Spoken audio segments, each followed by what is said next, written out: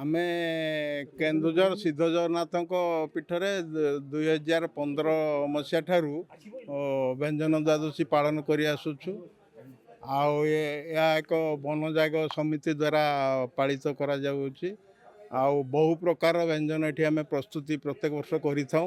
ବିଭିନ୍ନ ଆମ ଅଞ୍ଚଳର ସମସ୍ତ ପହଣ୍ଡିଆ ବ୍ରାହ୍ମଣଙ୍କ ଦ୍ୱାରା ମନ୍ଦିର ସ୍ୱାରଙ୍କ ଦ୍ୱାରା ଆମେ ପ୍ରସ୍ତୁତି କରିକି ବିଭିନ୍ନ କାକରା ଚକୁଳି ପିଠା ବିଭିନ୍ନ ଆମେ ପିଠା ଖିଚୁଡ଼ି ଡାଲି ଶାଗ ବଡ଼ି ଆରିସା ପିଠା ଚାଉଳ କାକରା ଏମିତି ଅନେକ ବିଭିନ୍ନ ଫଳ ଲଡ଼ୁ ମିଠା ରସଗୋଲା ଏମିତି ବିଭିନ୍ନ ପ୍ରକାର କରିକି ଆମେ ପ୍ରସ୍ତୁତି କରିକି ଠାକୁରଙ୍କ ପ୍ରକାର ପ୍ରାୟ 100ଠୁ ଅଧିକ ପ୍ରକାର ବ୍ୟଞ୍ଜନ ପ୍ରସ୍ତୁତି କରିଥାଉ।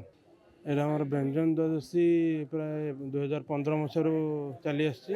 ସିଦ୍ଧମଠ ମନ୍ଦିରରେ ଶ୍ରୀ ଜଗନ୍ନାଥଙ୍କର ସିଦ୍ଧ ଜଗନ୍ନାଥ ମହାପ୍ରଭୁଙ୍କ ପାଖରେ ଆଉ 100ରୁ ତତୋଧିକ ସବୁ ପ୍ରସାଦ ଏଠି ବନାଯାଏ ଏବଂ ଠାକୁରଙ୍କ ପାଖରେ ଭୋଗ ଲାଗେ ଏବଂ ସହରର ବହୁତ ଲୋକ ଭକ୍ତ ଆସି ଏଠି ପ୍ରସାଦ ସେବନ କରିକି ସବୁ ବର୍ଷ ଯାଉଛନ୍ତି। ମୋତେ ବହୁତ ବଡ଼ ଆଜି ଗୋଟେ ଖୁସିର ଦିନ ଯେ ବ୍ୟଞ୍ଜନ ଦ୍ୱାଦଶୀ ଆମର ଏଠି ଯେଉଁ ବ୍ରାହ୍ମଣ ସମାଜ ଏବଂ ତାଙ୍କ ସହିତ ଓତପ୍ରୋତ ଭାବରେ ଜଡ଼ିତ କେନ୍ଦୁଝରବାସୀ ମିଶିକିରି ଗୋଟେ ବଡ଼ ବ୍ୟାପକ ଭାବରେ ଏ ଆରେଞ୍ଜମେଣ୍ଟ କରନ୍ତି।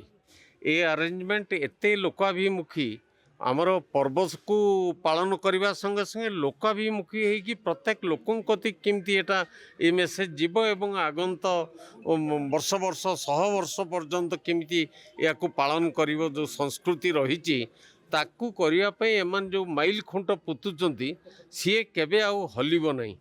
ଏତେ ଗଲା ବର୍ଷ 102 ପ୍ରକାରର ହେଇଥିଲା। ଏବେ ମୁଁ ଯାଇଥିଲି ଯାହା ଦେଖିଲି ତାଠୁ ବହୁତ ଅଧିକ ଭାବରେ ବ୍ୟଞ୍ଜନ ସବୁ ତିଆରି କରାହେଇଛି ପ୍ରଭୁ ଜଗନ୍ନାଥଙ୍କ ପାଖରେ। ଏବଂ ଆପଣ ଜାଣିଛନ୍ତି ଏ ଜାଗା ସିଦ୍ଧମଠ, ଏ ଜାଗାରେ ଯେକୌଣସି କାମ କଲେ ସିଦ୍ଧି ଲାଭ କରାଯାଏ।